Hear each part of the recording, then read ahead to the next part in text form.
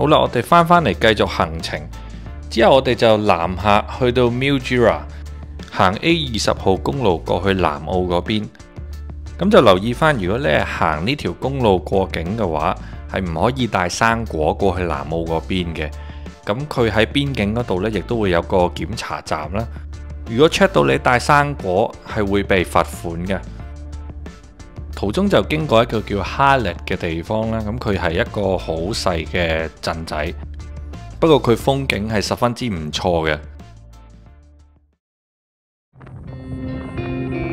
藍天白雲青草地，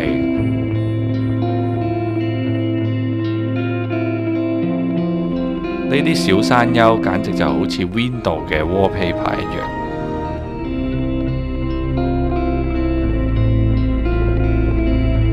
畫面睇起嚟好舒服，但係其實去到邊都係被烏蠅嬲住晒。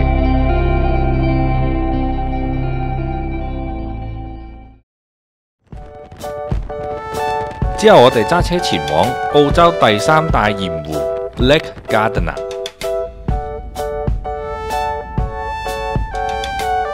好快，我哋又再次踏上紅色沙土路。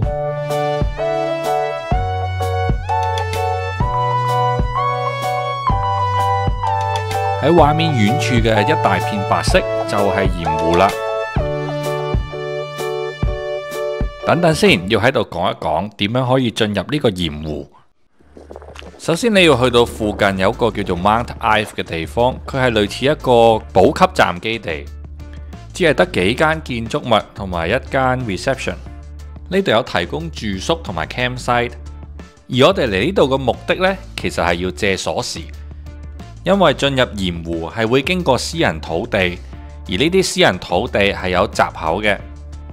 而攞咗鎖匙之後，佢哋亦都會提供一張地圖，上面就會教你點樣前往 Lake Gardner， 同埋沿途有乜嘢景點。之後我哋就可以出發前往鹽湖，去到路口記得揾呢架潛水艇影張相。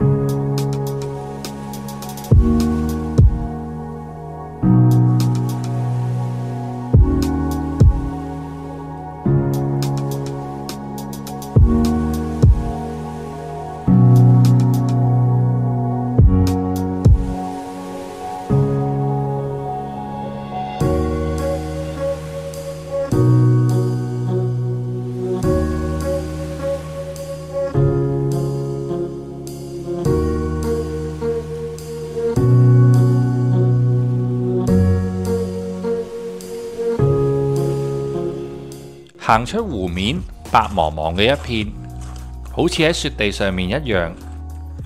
呢個湖有成160公里咁長，當你望去遠處，你會發現真係大到離晒地。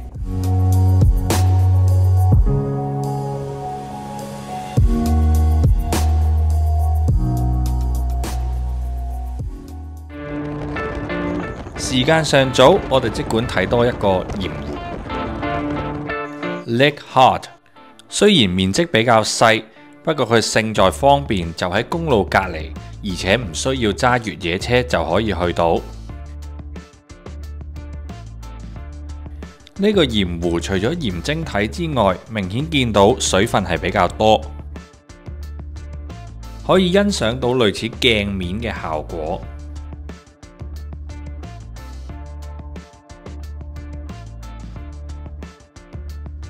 鹽湖嘅邊緣就好似凝固咗嘅海浪，層次豐富。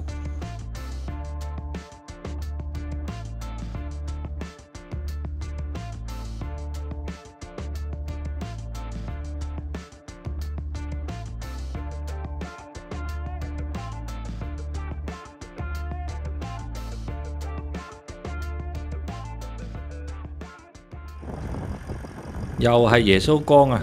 影返張相先。今集嚟到呢度，下集會帶大家睇埋粉紅湖。